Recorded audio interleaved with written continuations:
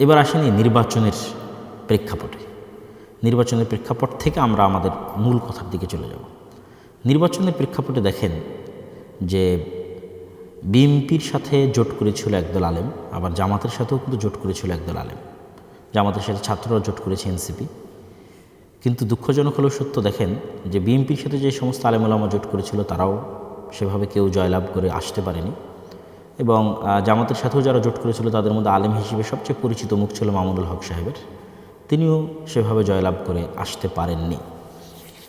পাশাপাশি আরেকটি বিষয়ে আপনারা অবশ্যই খেয়াল করেছেন যে এই নির্বাচনকে কেন্দ্র করে কে কোন পক্ষের জোটে যাবে, কে কাকে ভোট দিবে, এটি নিয়ে আলেম ওলামাদের মধ্যে যে পরিমাণ কাদা ছোড়াছুড়ি হয়েছে আমার জানা নাই নিকট অতীতে। আমি আলেম ওলামা বলতে এখানে হানাফি আহলে হাদিস পার্থক্য করতেছি না, বরং যারা দেশের মেইন স্ট্রিমে আছে তাদের কথাই বলতেছি, তথা দেওবন্দি হানাফি আলেম ওলামা তাদের কথাই বলতেছি। তাদের পরস্পরের মধ্যে যে পরিমাণ কাদা ছোড়াছুড়ি হয়েছে আমি আমার এই ছোট্ট বয়সে এই পরিমাণ কাদা ছোড়াছুড়ি নিকট অতীতে আর দেখিনি, বরং ভালো একটা একতাই দীর্ঘদিন থেকে দেখে এসেছি। শুধু তাই নয়, সবচেয়ে হাস্যকর যে বিষয়টি হয়েছে এবং লজ্জাস্কর হয়েছে আলেম ওলামার জন্য, যে ব্রাহ্মণবাড়ির একটা আসনে 3 জন আলেম ওলামা, একজন বিএনপির প্রতিনিধিত্ব করছেন বিএনপি জোটের, একজন জামাত এনসিপি জোটের, একজন চরমনায়ের ইসলামী আন্দোলন জোটের, 3 আলেম ওলামাকে পরাজিত করে একজন নারী প্রার্থী তিনি বিজয় লাভ করেছেন। তো এটি আলেম ওলামাদের অনৈক্য এবং রাজনীতিতে তাদের যে বিশাল একটা গ্যাপ থেকে গেছে, তারা বাংলাদেশের মাঠের বক্তব্য দার্স তাদরিসের সাথে রাজনীতির মাঠ যে এতটা সহজ বা সোজা নয়, কোনো একটা জায়গায় অবশ্যই কোনো কিন্তু বা কোনো জিজ্ঞাসাবোধক চিহ্ন অবশ্যই আছে, আত্মসমালোচনার জায়গা অবশ্যই আছে। যেখানে শুরুর থেকে সকল ইসলামী দল একত্রিত হয়ে তারা বলল যে অন বক্সে তারা ভোট নেবে, সেখানে শেষ মুহূর্তে এসে সেটিও কিন্তু ভেঙে গেল। আবার দেওবন্দি আলেম ওলামার একদল শুরুর থেকেই বলে আসতেছিলেন যে জামাত ইসলামকে ভোট দেওয়া হারাম বা তারা কাদিয়ানীদের চাইতেও খারাপ। তো এই যে এই নির্বাচনকে সামনে রেখে যে পরিমাণ কাদা ছোড়াছুড়ি হয়েছে মেইন স্ট্রিমের আলেম ওলামাদের মধ্যে, আমি নিকট অতীতে এরকম কাদা ছোড়াছুড়ি দেখিনি। এটি চরম একটি তিক্ত অভিজ্ঞতা হয়ে থাকবে এদেশের ইতিহাসে। প্রশ্ন হচ্ছে এখানে আসলে আমি সবাইকে সম্বোধন করে বলতে চাই, যারা জামাত ইসলাম করেন তাদেরকেও আহ্বান জানাবো যে আপনারা আমার এই ভিডিওটা দেখবেন, ছাত্র শিবিরের ভাইদের আহ্বান জানাবো আপনারা দেখবেন, যারা ইসলামী আন্দোলন চরমনায় করেন তাদেরকেও জানাবো আপনারা দেখবেন, যারা অন্য আর যত ধরনের ইসলামী দল করেন তারাও দেখবেন, পাশাপাশি যারা বিএনপি করছেন তাদেরকেও উদাত্ত আহ্বান জানাবো যে আপনারাও, এবং এনসিপির ভাইরাও আপনারাও আমার এই ভিডিওটা যদি সম্ভব হয় দেখবেন। আমি সকলের কল্যাণকামী হয়ে দেশের একজন নাগরিক হয়ে কোনো প্রকার পক্ষপাত ছাড়াই আমি 2 ধরনের আলোচনাই করব। আজকে এই গণতান্ত্রিক নির্বাচনের যে ফলাফল সেটির উপর সংক্ষিপ্ত কিছু বিশ্লেষণ, এবং যারা গণতন্ত্রের রাজনীতি করতে চান তাদের জন্য কিছু পরামর্শ আমার জায়গা থেকে। পাশাপাশি যারা মনে করেন যে না, এই গণতান্ত্রিক যে ব্যবস্থা, এই ব্যবস্থার মাধ্যমে আসলে বিজয় সম্ভব নয়, তাদের জন্য কিছু পরামর্শ আমি দিব। তো প্রথমত আমরা একটু বিশ্লেষণ করি। গণতন্ত্রের যারা রাজনীতি করেন, বিশেষ করে বাংলাদেশ বা পাকিস্তান বা ভারতে দীর্ঘদিন থেকে জামাত ইসলামী সবচেয়ে পুরাতন দল হিসেবে গণতন্ত্রের রাজনীতি করে আসতেছে।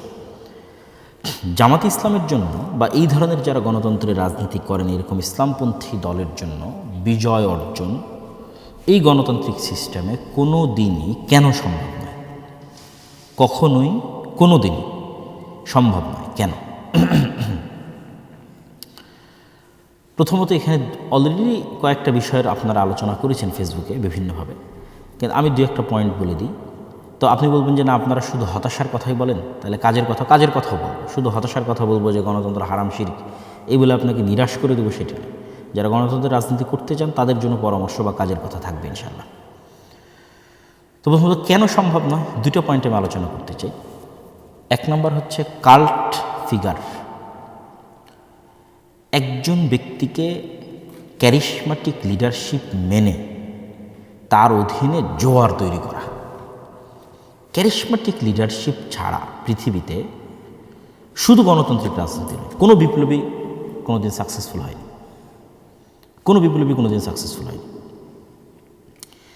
তো ক্যারিশমাটিক লিডারশিপ যার কাল্ট ফিগার, আপনারা যারা ফ্যাসিজমের বিরুদ্ধে বলেন তারা বলেন যে কোনো কাল্ট ফিগার যেন তৈরি না হয়, কিন্তু আসলে কাল্ট ফিগার তৈরি না করলে আপনি রাজনীতি করতে পারবেন না। তাহলে আওয়ামী লীগের জন্য কাল্ট ফিগার কি? শেখ মুজিবুর রহমান। তাকে অবিসংবাদিত নেতা বানিয়ে তাকে মর্যাদার সর্বোচ্চ পর্যায়ে পৌঁছিয়ে তার আদর্শে আদর্শিত হওয়ার প্রেরণা জাগরিত করে তার নামে রাজনীতি করা, একটা নির্দিষ্ট কাল্ট ফিগারের তৈরি করে তার অধীনে রাজনীতি করা। যারা বিএনপি রাজনীতি করে তাদের জন্য কাল্ট ফিগার শুধু একটা নয়, দুইটা, প্রেসিডেন্ট জিয়াউর রহমান মরহুম প্রেসিডেন্ট এবং বেগম খালেদা জিয়া। আমরা আল্লাহ সুবহানাহু ওয়া তাআলার নিকটে দোয়া করি আমাদের অতীতে চলে যাওয়া যারা রাজনীতিবিদ ছিলেন তাদের সকলের কোনো অকল্যাণ থাকলে আল্লাহ সেটি ক্ষমা করুক এবং তাদেরকে জান্নাতবাসী করুক, তাদের বিষয়ে আমরা কল্যাণের ধারণা রাখি। তো তাদের দুইটা কাল্ট ফিগার, ফলত এই দুইটাকে তাকদিস করার মাধ্যমে তারা তাদের রাজনীতি পরিচালনা করে। এই জায়গায় অন্য ইসলামী দলের তো সমস্যা আছে। জামাত ইসলামের সবচেয়ে বড় সমস্যা হচ্ছে জামাত ইসলামের যে কাঠামো, এই কাঠামোতে কখনোই কাল্ট ফিগার তৈরি হওয়া সম্ভব নয়। কেন এখানে ক্যাডার ভিত্তিক যোগ্যতার ভিত্তিতে এখানে রাজনীতি হয়। কেউ খুব ভালো এই জন্য তার ছেলে রাজনীতিতে আসবে এরকম কোনো ব্যবস্থাপনা এখানে নাই। এটা একটা ভালো দিক, কিন্তু কাল্ট ফিগার তৈরি না হলে গণতান্ত্রিক রাজনীতিতে আপনি সাকসেসফুল হতে পারবেন না। একজন ক্যারিশমাটিক লিডার লাগবে। যেমন এখন এনসিপির যারা রাজনীতি করতেছে তাদের মধ্যেও কিন্তু এখন পর্যন্ত কোনো একজন ক্যারিশমাটিক লিডার তৈরি হয়ে ওঠেনি যে সেই একজনের অধীনে সারা দেশের মানুষ একত্রিত হবে। আপনি যে কোনো বিপ্লব পৃথিবীতে দেখেন, পাকিস্তানের ইমরান খানের দিকে দেখেন অথবা ইরানের আয়াতুল্লাহ আল খামিনির দিকে দেখেন, যেখানেই দেখেন সেখানে একজনকে সবচেয়ে মহান এবং বড় করে তুলে ধরা হয় এবং তার পিছনে মানুষ একত্রিত হয়। এই জুলাইয়ের যে এটিকে আপনারা গণ অভ্যুত্থান বলতেছেন, এটি বিপ্লবে পরিণত না হওয়ার সবচেয়ে বড় আরেকটি কারণ হচ্ছে এই জুলাই একক কোনো নেতা ছিল না। যদি একক নেতা থাকতো এবং একক আদর্শে আদর্শিত বিশাল কর্মী বাহিনী থাকতো তাহলে ওইটা কিন্তু অভ্যুত্থান না হয়ে বিপ্লবে পরিণত হয়ে যেত এবং আজকে কিন্তু আপনাকে আবার নির্বাচন দেওয়া লাগতো না। যেমন আহমদ আশ-শারাকি নির্বাচন দিচ্ছে, তার অন্তর্বর্তীকালীন সরকারি 5 বছর 6 বছর দেশ পরিচালনা করতেছে। কেন এখানে একক নেতৃত্বের অধীনে সবাই একত্রিত হয়েছে এবং তার প্রতি আস্থা রেখে, ঠিক আছে, তার অধীনে তার আদর্শে আদর্শিত হয়ে একদল কর্মী বাহিনী তৈরি হয়েছে।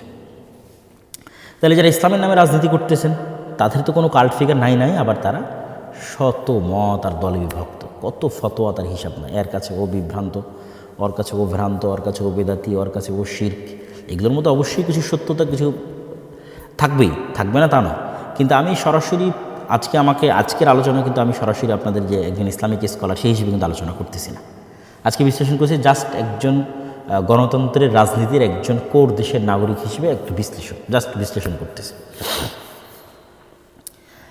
দ্বিতীয় যেটি বড় বাধা যারা ইসলামের নামে রাজনীতি করছেন, তো ইসলামের নামে রাজনীতি করার প্রথম বাধা কি বললাম, যে আপনাদের কোনো কাল্ট ফিগার তৈরি হওয়া সম্ভব নয়, ঠিক আছে। জামাত ইসলামের নিজের ফ্রেমের কারণে সম্ভব নয়। আর ইসলামী দলগুলো সব বিভিন্ন মাযহাব মতবাদ আদর্শে একজনের কাছে আরেকজন কাফের, আরেকজনের কাছে আরেকজন শিরক মুশরিক, ফলত এখানে কেউ একক নেতৃত্বের অধীনে এসে একত্রিত হবে সেটার কোনো পসিবিলিটি নাই বললেই চলে। আর ওই পসিবিলিটি যদি না থাকে কোনো দিন আপনি ক্ষমতায় যেতে পারবেন না। এটা just full stop, note down করে রাখবেন। যারাই আপনার ইসলামের নামে রাজনীতি করতেছেন, গণতান্ত্রিক করেন অগণতান্ত্রিক করেন। 2 নাম্বার ডিপ স্টেট, যেটা আপনারা খুব ভালোভাবে এই 2026-এর ইলেকশনের পরে দেখলেন যে কারচুপি এবং ইঞ্জিনিয়ারিংয়ের মধ্যে যে ডিফারেন্স, যে পার্থক্যটা, যে কারচুপি মানে দিনের বেলায় গিয়ে ভোট কেন্দ্র দখল করা, ঠিক আছে, ভোট কেন্দ্র দখল করে জাল ব্যালট বাক্স ভরা, এটা হয়নি। কিন্তু ইঞ্জিনিয়ারিং, ফলাফল ঘোষণা ইঞ্জিনিয়ারিং। তো ডিপ স্টেট যে শুধু ফলাফল ঘোষণা ইঞ্জিনিয়ারিং করবে বিষয়টি কিন্তু সেরকম নয়। ডিপ স্টেট আরও বহু ক্ষেত্রে তাদের প্রভাব থাকে। ডিপ স্টেট মানে ছায়া রাষ্ট্র। ছায়া রাষ্ট্র যদি আপনি আরও ভালোভাবে বুঝতে চান তাহলে বুঝতে পারবেন যে ডক্টর ইউনূস কেন সাকসেসফুলি কাজ করতে পারেন। কেন বাংলাদেশের যে ডিপ স্টেট এইটা তাকে সাকসেসফুলি কাজ করতে দেয়নি। প্রতিটা রাষ্ট্রের ডিপ স্টেট থাকে, আমেরিকারও ডিপ স্টেট আছে। তো ওই ডিপ স্টেটের সক্ষতা শুধু জনসমর্থন দিয়ে হয় না। যেটা আমি বহুবার বলেছি যে আপনাদের 16 কোটি মানুষের ভোটের মূল্য প্রথম আলোর কাছে একটা খড়ের টুকরাও নয়।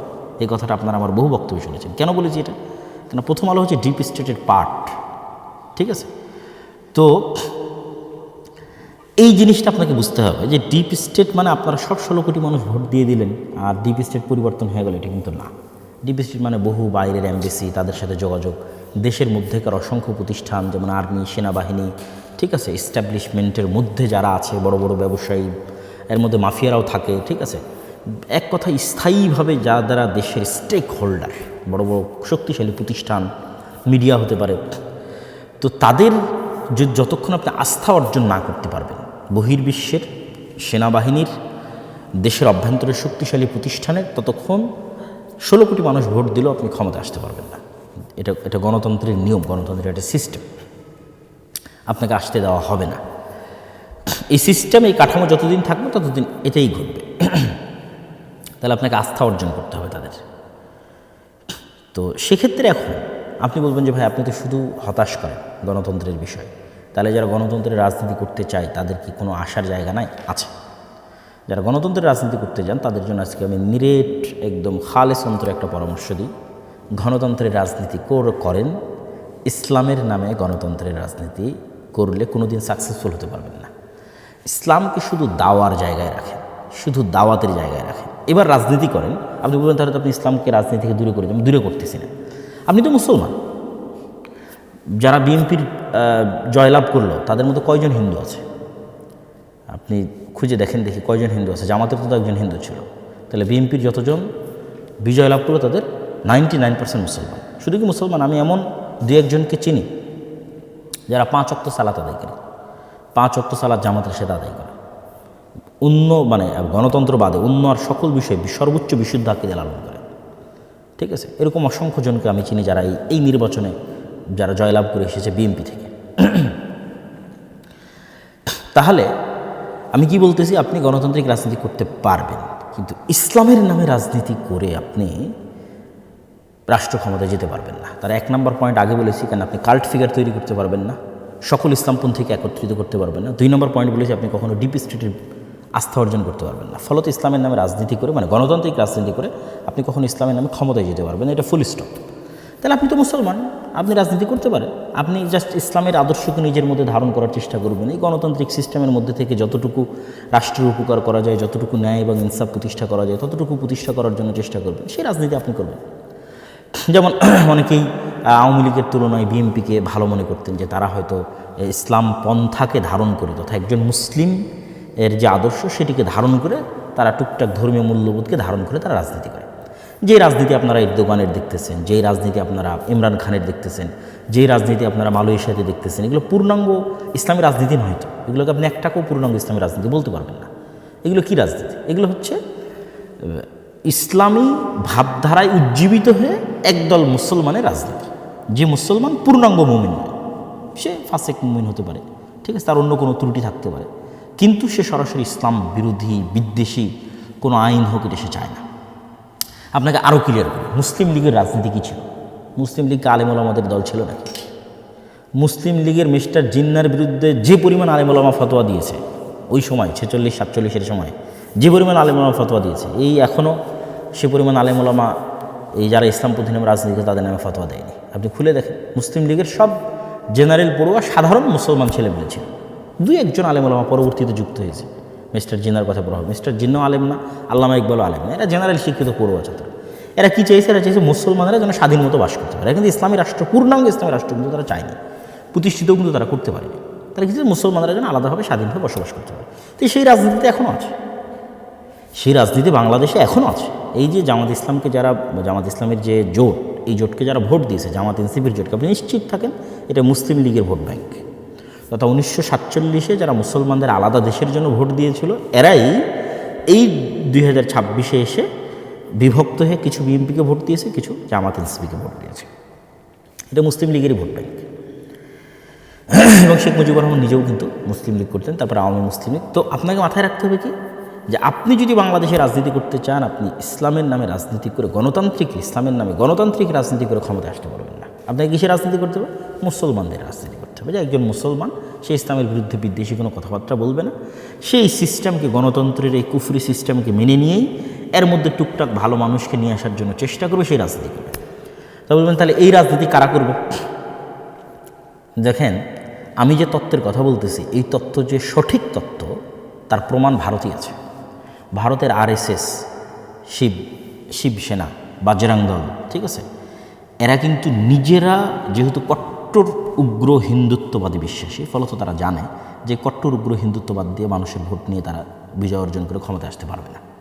তখন আরএসএস, শিবসেনা, বাজরাং তারা কী করেছে? তারা তাদের মডারেট হিন্দুদের দিয়ে আরেকটা নতুন রাজনৈতিক দল তৈরি করেছে, তার নাম বিজেপি।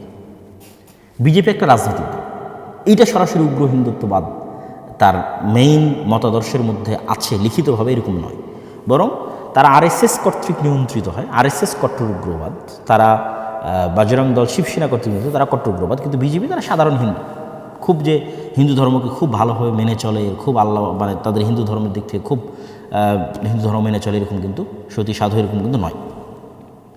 ঠিক আছে, তো সেক্ষেত্রে এই যে জামাত ইসলাম সহ আর যারা ইসলামের নামে রাজনীতি করতেছে, সেটা ইসলামী আন্দোলন বাংলাদেশের চরমনাই হোক, সেইটা জমিয়তে কি যেন ওলামা ইসলাম একটা আছে, আর অনেক ইসলামের নামে যারা রাজনীতি করতেছে বাংলাদেশে, তাদের সকলের উচিত হবে তারা এরকম সাধারণ জেনারেল শিক্ষিত মুসলমান সন্তানদের দিয়ে একটা রাজনৈতিক দল তৈরি করবে। যেই কাজটা বিএনপি তাদেরকে অতীতে করে দিত, তারা যদি মনে করে যে এখন বিএনপি ছাড়াও তাদের এরকম একটা রাজনৈতিক দলের দরকার আছে, তাহলে এরকম একটা তারা সাধারণ মুসলমানদের এরকম একটা রাজনৈতিক দল তৈরি করবে, যেমন এনসিপি হতে পারে সেই রাজনৈতিক দল, যারা সরাসরি ইসলামী রাষ্ট্র প্রতিষ্ঠার রাজনীতি করবে, কিন্তু এই দেশের মুসলমানদের স্বাভাবিক মুসলমানদের যে অধিকার রক্ষার কথা সেটা বলবে, যেমন ওসমান হাদি করত, যেমন আমাদের জুলাইয়ের যে ছেলেমেয়েরা তারা করতেছে। এই ধরনের ছেলে মেয়েদেরকে যদি আপনি এগিয়ে দেন, তাহলে এরা হচ্ছে একটা কাল্ট ফিগারও তৈরি করতে পারবে। কেননা যেহেতু সে সরাসরি ইসলামী নয়, ফলত এখানে ফতোয়া ফারেজ আসবে না, মাসলাক আসবে না, মতবাদ আসবে না, আদর্শ আসবে না, শিরক বেদাত আসবে না, মানে এইগুলো নিয়ে মুসলমানদের ইসলামী দলগুলোর মধ্যে যে গণ্ডগোল সেগুলো আসবে না, তাহলে কাল্ট ফিগার একটা তৈরি করতে পারবে। 2 নম্বর, যেহেতু তারা সরাসরি ইসলামী নয়, মডারেট সাধারণ মুসলমান, সেহেতু তারা ডিপ স্টেটের আস্থা অর্জন করতে পারবে। ডিপ স্টেট যেগুলো নিয়ে অ্যালার্জেটিক, সেগুলোর বিষয়ে তারা টুকটাক ম্যানেজও করতে পারবে। ম্যানেজ করার মাধ্যমে তারা দেখা যাচ্ছে ক্ষমতায় যাবে। এবং আপনারা যে মন্দের ভালোটা চাচ্ছেন, যে মন্দের ভালো নিয়ে আপনারা গত 1 মাস যাবৎ ফেসবুক একদম তোলপাড় করে ফেলেছেন, সেই মন্দের ভালোর একমাত্র সমাধান এটা। সেক্ষেত্রে যত ইসলামের নামে গণতান্ত্রিক রাজনৈতিক দল আছে, এদের সবকে তাদের রাজনীতি অফ করে দিয়ে দাওয়াতি কাজ করতে হবে। তারা দাওয়াতি ফিল্ড তৈরি করবে, সন্তান তৈরি করবে, প্রজন্ম তৈরি করবে। আর ওই মুসলমানের সন্তানরা স্বাভাবিক যতদিন অন্তত গণতান্ত্রিক সিস্টেম আছে ততদিন সেই গণতান্ত্রিক সিস্টেমে তারা রাজনীতি করবে। এটি গেল যারা গণতন্ত্রের মধ্যে দিয়ে ইসলামের রাজনীতি করতে চান তাদের জন্য পরামর্শ। যদি আপনাদের ভালো লাগে আপনারা পরামর্শ গ্রহণ করতে পারেন, আর না হলে আমি যেভাবে ফুল স্টপ দিয়েছি এটা আসলেই ফুল স্টপ। দেখেন এই নির্বাচনেও জামাত ইসলাম কিন্তু চেষ্টা করেছে তার ইসলামী রাজনীতির খোলস থেকে বের হয়ে আসার, এটা ছাড়া তার কোনো উপায় ছিল না। মন্দিরে গেছে, তারপরে কত রকমের বক্তব্য, মূর্তি পূজার সাথে রোজার তুলনা, মানে একটা সেকুলার দলের মধ্যে যা যা অনুষঙ্গ থাকে তার সব কিছুই কিন্তু জামাত ইসলাম তার নিজের মধ্যে নিয়ে আসার জন্য কী করেছে, চেষ্টা করেছে। তাহলে কেন চেষ্টা করতেছে, সেটা অবশ্যই ডিপ স্টেটের আস্থা অর্জন করার জন্য, অবশ্যই সাধারণ জেনারেল শিক্ষিত মুসলমানদের আস্থা অর্জন করার জন্য। তাহলে আর ইসলামী দল রাখার কী দরকার, এই কথাটাই আমি বলতেছি। যে এই কাজগুলো যখন আপনি ইসলামের নামে করবেন তখন সেখানে ইসলামও কলুষিত হয়। দেখেন, আমি এবারের নির্বাচনের পূর্বে 2024 যে নির্বাচন এবং 2026 নির্বাচন, এই 2 নির্বাচনে আমি দেশে ছিলাম। ইতিপূর্বে আর কোনো নির্বাচনে দেশে থাকার সুযোগ হয়নি। 2008 যেটা তত্ত্বাবধায়ক সরকার আমলে যে নির্বাচন হয়েছিল তখন দেশে ছিলাম, তখন একটু কম বুঝতাম। তো এবার এই 2 নির্বাচনে আমি বিভিন্ন নির্বাচনের যে তথ্য কেন্দ্র, বুথ, এগুলোতে আমি ঘোরার চেষ্টা করেছি। বিভিন্ন নির্বাচনী এলাকায় গত 5-10 দিন ঘোরার চেষ্টা করেছি। অসংখ্য যারা এমপি ক্যান্ডিডেট আছে, জামাত ইসলামের, বিএনপির অসংখ্য এমপি ক্যান্ডিডেটদের সাথে সাক্ষাৎ করেছি। আমার অবজারভেশন ভোট কেন্দ্র স্বাভাবিক একটা মানুষের ঘর থেকে অন্তত যাতায়াত খরচও যদি বলি, তাহলে অন্তত কোথাও 30 টাকার ভাড়ার দূরত্ব, কোথাও 40 টাকার, কোথাও 50 টাকার। যাদের বাড়ি একদম ভোট কেন্দ্রের পাশে তাদেরটা ভিন্ন, কিন্তু স্বাভাবিকভাবেই ভোট কেন্দ্র থেকে যারা মোটামুটি দূরত্বে আছে তাদের 30, 40, 50 টাকা ভাড়ার দূরত্ব। তো আমি অনেককে জিজ্ঞেস করলাম, ভাই আপনি কীভাবে যাচ্ছেন? তো অটোরিক্সায় যাচ্ছে। অটোরিক্সা কীভাবে পেলেন? তাহলে ওই দলের পক্ষ থেকে অটোরিক্সা দেওয়া আছে। যাতায়াত খরচ, হ্যাঁ যাতায়াত খরচ দেওয়া আছে। তাহলে এই যে বিশাল একটা মানুষকে যারা আপনাকে সাপোর্ট করে তাদেরকে ভোট কেন্দ্রে নিয়ে, আমি অন্য কথা বাদ দিলাম, জাস্ট ভোট কেন্দ্রে নিয়ে যাওয়ার জন্য কেন মানুষ ফ্রিতে ভোট দিতে যাবে? কত কোটি মানুষ ভোট দিয়েছে আপনি দেখেন দেখি, 12 কোটি মানুষের। আমার আব্বা আম্মা জীবনে কোনো দিন ভোট কেন্দ্রে যায়নি, তাহলে এটাকে ফেতনা মনে করে এই ভোট কেন্দ্রে যাওয়াকে। এরকম হাজার হাজার লক্ষ লক্ষ মানুষের যারা জীবনে কোনো দিন ভোট কেন্দ্রে যায়নি, তাহলে মানুষ নিজের খায়ে নিজের খরচ করে কেন ভোট কেন্দ্রে যাবে? কেউ যাবে না। তাহলে এই যে যত মানুষ ভোট কেন্দ্রে গেছে এদের অধিকাংশ মানুষই, অন্তত আমি গ্রামগঞ্জের লেভেলে বলতেছি, শহরে ঢাকা শহরের দিকে আমি ছিলাম না, গ্রামগঞ্জের লেভেলে বলছি, তাদেরকে যাতায়াত খরচ দেওয়া হয়েছে, তাদেরকে গাড়ি ভাড়া দেওয়া হয়েছে, তাদের জন্য আলাদা অটো রিজার্ভ করা হয়েছে, সেগুলোতে করে তারা ভোট কেন্দ্রে গেছে। তাহলে একটা নির্বাচনে কী পরিমাণ টাকার লেনদেনের প্রয়োজন হয় একটা নির্বাচনে জয় অর্জনের জন্য, এটা একমাত্র যারা রাজনৈতিক দল করে গণতান্ত্রিক তারাই জানে। আপনি টাকা ছাড়া জনগণকে ভোট কেন্দ্রে নিয়ে যেতে পারবেন না এবং অন্যের তুলনায় বিজয় অর্জন করতে পারবেন না। মানে জাস্ট ভোট গণনা পরে মানে ইঞ্জিনিয়ারিং থামানোর জন্য ডিপ স্টেটের আস্থা অর্জনের পরের কথা বলছে, জাস্ট ভোট আর ভোট কেন্দ্রে যাবে, এটা আপনি টাকা ছাড়া করতে পারবেন না। আল্লাহু আলাম এই ভোটে কত হাজার কোটি টাকা খরচ হয়েছে, 2-3 হাজার কোটি টাকার নিচে অবশ্যই নয়। তাহলে আপনি ইসলামের নামে রাজনীতি করে একটা মানুষকে টাকা দিতে পারবেন?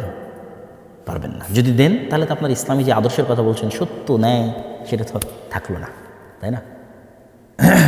আল্লাহ সুবহানাহু ওয়া তাআলা ভালো জানে, যিনি সৈয়দপুর বিমানবন্দরে আটকা পড়েছিলেন তার কাছে সেই অর্থ কী বাবদ ছিল বা কী কারণে ছিল, কিন্তু এটি আলেম ওলামা হোক বা যারা ইসলামের নামে রাজনীতি করুক তাদের জন্য মান হানিকর বা সম্মান হানিকর হয়েছে কিনা? অবশ্যই হয়েছে। তাহলে আপনি নিশ্চিত থাকেন গণতন্ত্রের এই সিস্টেমে আপনি যদি ইসলামের নামে রাজনীতি করতে চান আপনি মুনাফিক হয়ে যেতেন। এই যে খতিবে বাঙ্গাল জুনায়েদ আল হাবিব সাহেব, আমি কারো নাম নিয়ে বলি না, আজকে তার নাম নিয়ে বললাম, তিনি কি পরিমাণ তার আত্মমর্যাদাকে ভুলুণ্ঠিত করেছেন বিভিন্ন কথা এবং বিভিন্ন বক্তব্যে, সেটা আপনারা খুব ভালোভাবে জানেন। তাহলে এই পরিমাণ আত্মমর্যাদাকে ভুলুণ্ঠিত না করলে, এই পরিমাণ মানে যে কথা, যেটা আমি আমার পুরো কথায় তুলে ধরতে চাচ্ছি আর কি, যে এক কথায় আপনি গণতান্ত্রিক সিস্টেমের সাথে রাজনীতি করতে গেলে আপনাকে মুনাফিকের পথ অবলম্বন করতে হবে, আপনি জিততে পারবেন না। তাহলে কেন ইসলামের নামে এই কাজটা করবেন? এবং ইসলামের নামে যদি কাজটা করেন তবু জিততে পারবেন না। কেন বলেছি? ওই আগের দুটো পয়েন্ট, কাল্ট ফিগার তৈরি করতে পারবেন না, ডিপ স্টেট আস্থা অর্জন করতে পারবেন না। তাহলে কী করতে হবে? ইসলামকে আপনি দাওয়াতের জায়গায় রাখেন, আর সাধারণ মুসলমানের সন্তানদের দিয়ে দেন, যারা জেনারেল শিক্ষিত স্বাভাবিক তাদেরকে দিয়ে দেন এই রাজনীতির ময়দানে, তারা রাজনীতি করুক, তাদেরকে আপনারা পিছন থেকে সাপোর্ট দিতে পারেন। আরও একটা কথা বলি, ইসলামের নামে রাজনীতি করার আর একটা ক্ষতির দিক আপনাকে বলি। আপনারা আমার সাথে যে কোনোভাবে দ্বিমত করতে পারেন, আমি জাস্ট ওপেন খোলামেলা মনের কথা আপনাদের সাথে তুলে ধরতেছি। ইসলামের নামে গণতান্ত্রিক রাজনীতি করার একটা ক্ষতিকর দিক হচ্ছে মুসলমানদের কাছে ইসলামকে শত্রু বানানো হয়। গত 17 বছর যেমন আওয়ামী লীগ সরকার যে কোনো দাড়ি টুপি দেখলে মনে করতো যে মনে হয় আমার শত্রু, যে হয়তো রাজাকার অথবা জামাত অথবা শিবির, ঠিক আছে। এখন বিএনপি সরকারও যে ক্ষমতায় আসতেছে সেও মনে করবে, যে কোনো দাড়ি টুপিকে দেখলে তার অন্তরে কাজ করবে যে এই মনে হয় জামাত, এ মনে হয়, যেমন উনি তো বলেইছেন যে গুপ্ত, ঠিক আছে, এটা তার অন্তরে কাজ করবে, অথচ সে কিন্তু মুসলমান। তথা পুরো বিএনপিতে যারা আছে তারা সবাই মুসলমান। তাহলে বিএনপির এই সমস্ত মুসলমান নেতাদেরকে আমরা ইসলামের শত্রু বানিয়ে দিলাম। আমরা যদি ইসলামের নামে রাজনীতি না করে স্বাভাবিক রাজনীতি করতাম, তাহলে কিন্তু শুধু মুসলমানদের রাজনীতি করতাম, তাহলে কিন্তু ইসলামকে শত্রু বানানো হতো না। যে কোনো দাড়ি টুপিওয়ালা মানুষকে দেখলে কিন্তু তারা শত্রু মনে করতো না। আমরা যদি দাওয়াতের মাঠে থাকতাম এবং সাপোর্ট দিতাম, এরকম কোনো একটা দল তৈরি করে দিতাম, যেমন আমি উদাহরণ দিয়েছি বিজেপি এবং আরএসএসের, যেমন আমি উদাহরণ দিয়েছি যে এখনকার ইসলামী রাজনীতি দলগুলো পারে এনসিপিকে সামনের দিকে এগিয়ে দিতে, যে বাবা তোমরাই রাজনীতি করো, আমরা দাওয়াত দিয়ে ফিল্ড তৈরি করে দেবো, তোমাদেরকে সকল প্রকার সাপোর্ট দেবো, রাজনীতি তোমরা করো। এনসিপির ছেলেদের কথা বলতে পারেন আপনারা। তো এইগুলো আপনাদের জন্য পরামর্শ। ইসলামের নামে রাজনীতি করতে গিয়ে আমরা মুসলমানদের কাছেই ইসলামকে শত্রু বানিয়ে ফেলতেছি, এটার একটা দীর্ঘমেয়াদী ক্ষতিকর প্রভাব আছে। তাহলে আমি যারা গণতন্ত্রের রাজনীতি করে তাদেরকে আমি হতাশ করছি না, কিন্তু তাদেরকে সমাধানও দিচ্ছি।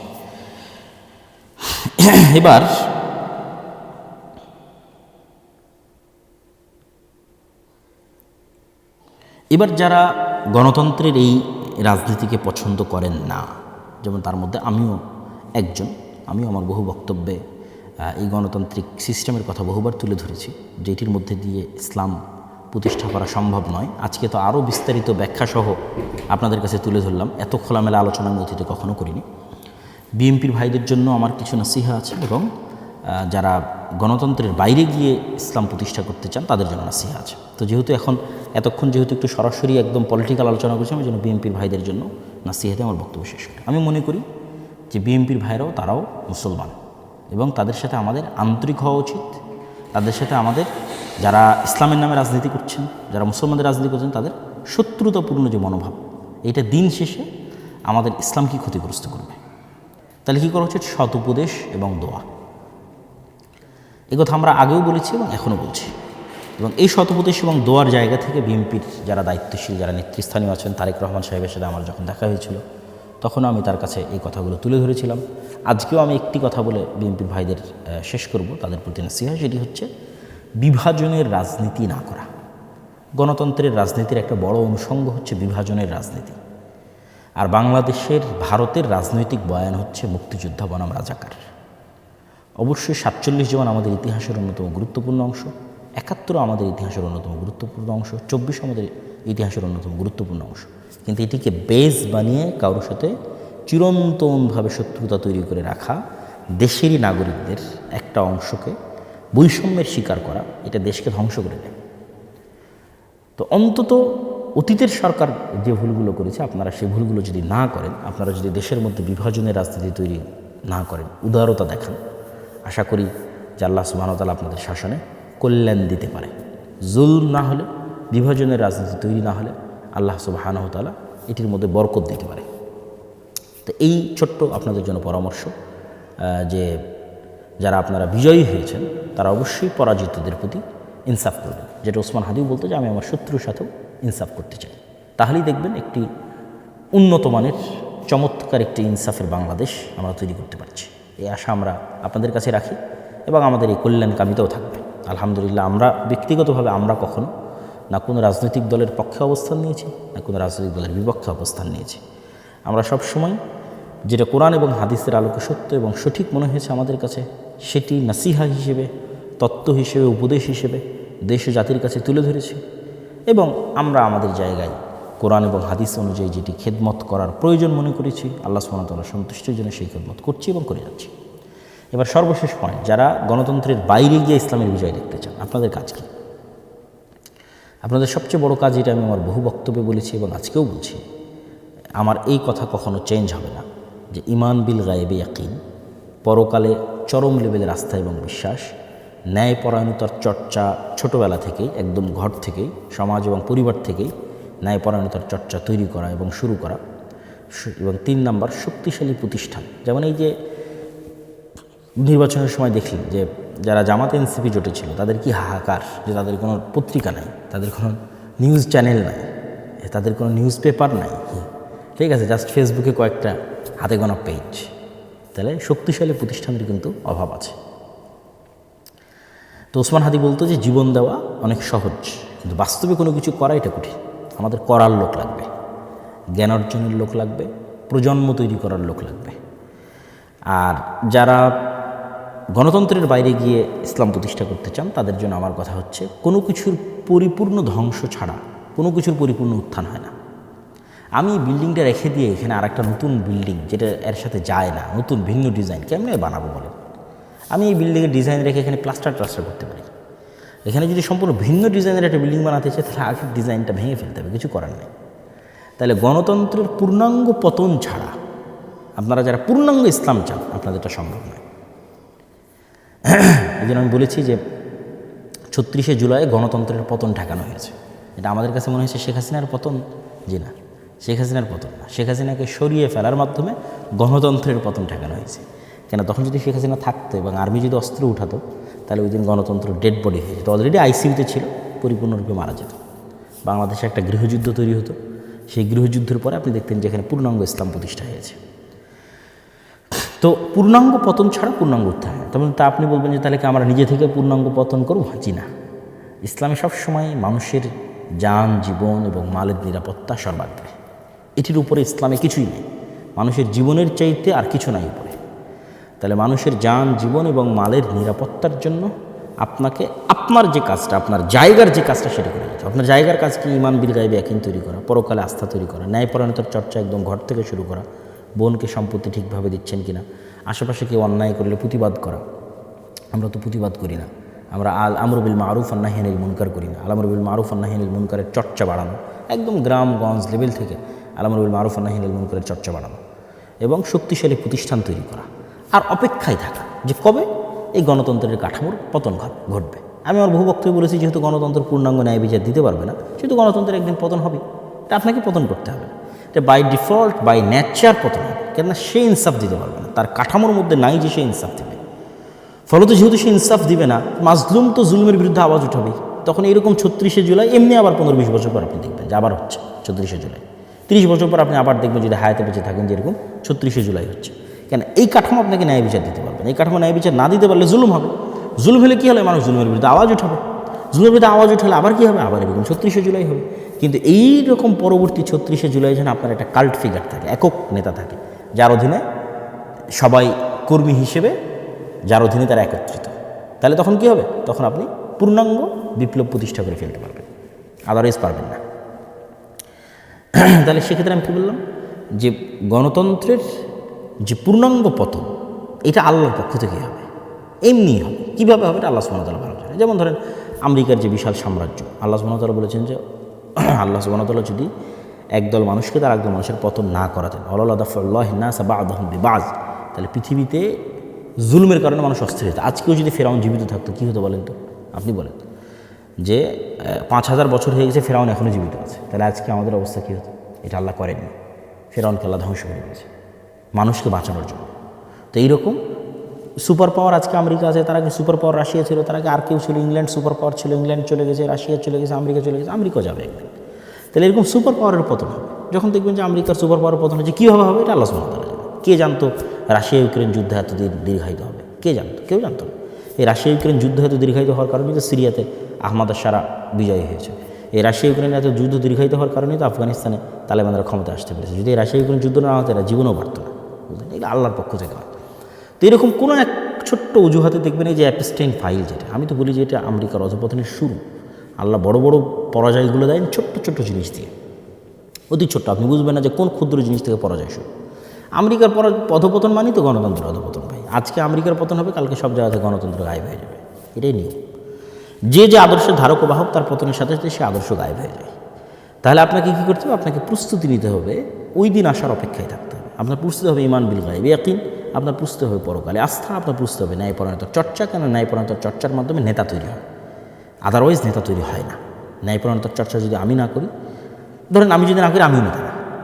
এটা হলো সিম্পল কথা, যে তার মানে আমি বলতেছি মানে যে আমি নেতা তা না। কিন্তু আমি যদি ন্যায়পরায়ণতার চর্চা না করি, আমিও নেতা না। যে ন্যায়পরায়ণতার চর্চা করবে সেই নেতা হবে। বহু ছোট্ট কুড়ে ঘর থেকে এসে নেতা হয়ে যেতে পারে, কোনো গ্যারেন্টি নেই কে কোথায় থেকে এসে কীভাবে নেতা হবে। ন্যায়ের চর্চা করতে গিয়েই নেতা তৈরি হবে, অন্যায়ের প্রতিবাদ করতে গিয়েই নেতা তৈরি হবে। এটি স্বাভাবিক এবং সিম্পল রুলস নেতা তৈরি হওয়ার। তাই ঈমান বিল গায়ব ইয়াকিন, পরকালে আস্থা, ন্যায়পরায়ণতার চর্চা, শক্তিশালী প্রতিষ্ঠান। আর অপেক্ষা কবে এই গণতন্ত্রের পূর্ণাঙ্গ পতন হয়। যেদিন গণতন্ত্রের পূর্ণাঙ্গ পতন হবে, সেদিন যদি আপনি প্রস্তুত থাকেন, যেমন 36 জেলে আপনি প্রস্তুত ছিলেন না, যদি আপনার প্রস্তুত থাকেন, পূর্ণাঙ্গ ইসলাম প্রতিষ্ঠা হয়ে যাবে। আর যদি প্রস্তুত না থাকেন, তাহলে তো এটার জন্য আপনি নিজেই দায়ী। তাহলে ইমিডিয়েট রেজাল্টের আশা বাদ দিতে হবে, ইমিডিয়েট উত্তেজনা বাদ দিতে হবে, বিশাল দীর্ঘমেয়াদী 30 বছরের প্ল্যান করে প্রস্তুতি নিতে হবে। তো আশা করি আমি নির্বাচন পরবর্তী যে পর্যালোচনা ছিল, সেই পর্যালোচনায় আমি সকলের জন্য আজকে নাসিহা দিয়েছি, একদম শতভাগ আমার হৃদয়কে পরিষ্কার করে, কারো প্রতি চুল পরিমাণ পক্ষপাতিত্ব না রেখে। আলহামদুলিল্লাহ, আল্লাহ আল্লাহর কসম, কারো প্রতি চুল পরিমাণ পক্ষপাতিত্ব নাই। যারা আমাদের সম্পর্কে জানেন এবং বুঝেন, তারাও খুব ভালোভাবে জানেন। তো আমি সম্পূর্ণ শতভাগ ন্যায় এবং ইনসাফের সাথে জামাত ইসলাম, ইসলামী আন্দোলন চরমনায়, যারা ইসলামের নামে গণতন্ত্রের রাজনীতি করে তারা, এনসিপি ছাত্ররা, তারপরে বিএনপি, এবং সর্বোপরি যারা গণতন্ত্রের বাইরে গিয়ে ইসলামে বিজয় চান, তাদের সকলের জন্য তাত্ত্বিক বলেন, বাস্তব বলেন, সকল ধরনের পরামর্শ আপনাদের জন্য দিয়েছি। আল্লাহ সুবহানাহু ওয়া তাআলা আমাদের দেশকে শান্তি শৃঙ্খলায় পরিপূর্ণ করে দিক, আমাদের এই জাতিকে আল্লাহ সুবহানাহু ওয়া তাআলা রক্ষা করুক। এই দেশের মানুষ বহু রক্ত দিয়েছে, বহু রক্ত। সেই মোগলদের পূর্বের আমল থেকে এখানে স্বাধীন সুলতানি শাসন আমলের জন্য লড়াই হতো। বাঙালিরা স্বাধীনতা প্রিয় জাতি, তারা বিদ্রোহী জাতি। শাসন করতে পারুক আর না পারুক, নিজেদের শাসন ধরে রাখতে পারুক আর না পারুক, আরেকজনকে উল্টায় ফেলতে খুব পারে। মানে বিদ্রোহী হিসেবে তারা খুব বিখ্যাত। ওই দিল্লির সুলতানরাও তাদের কোনোদিন কন্ট্রোলে রাখতে পারতো না। এই যে 12 ভূঁইয়া, এরা কিন্তু বিদ্রোহী, ঠিক আছে? মোগলের বিরুদ্ধে এরা যুদ্ধ করেছে। তো বাঙালিদের একটা ভালো গুণ আছে, আল্লাহ সুবহানাহু ওয়া তাআলা আশা করি যে বাংলাদেশ এবং বাংলাদেশের এই মাটি, যেখানে হাজার হাজার শহীদের রক্ত আছে, এটিকে আল্লাহ সুবহানাহু ওয়া তাআলা কখনোই মুশরিকদের পদানত করবেন না, অধীনস্থ করবেন না। এটি আল্লাহর কাছে চাওয়া এবং দোয়া, আমাদের পরবর্তী প্রজন্ম যেন মুশরিকদের গোলাম না হয়, এটি আল্লাহ সুবহানাহু ওয়া তাআলার কাছে কামনা। সেই ব্যবস্থা যেন আল্লাহ সুবহানাহু ওয়া তাআলা করে দেন, সেই ব্যবস্থা করার তৌফিক যেন আল্লাহ সুবহানাহু ওয়া তাআলা আমাদের দান করেন। আল্লাহুম্মা আমিন। ওয়া আখিরু দাওয়ানা আলহামদুলিল্লাহি রাব্বিল আলামিন। আসসালামু আলাইকুম ওয়া রাহমাতুল্লাহি ওয়া বারাকাতুহু।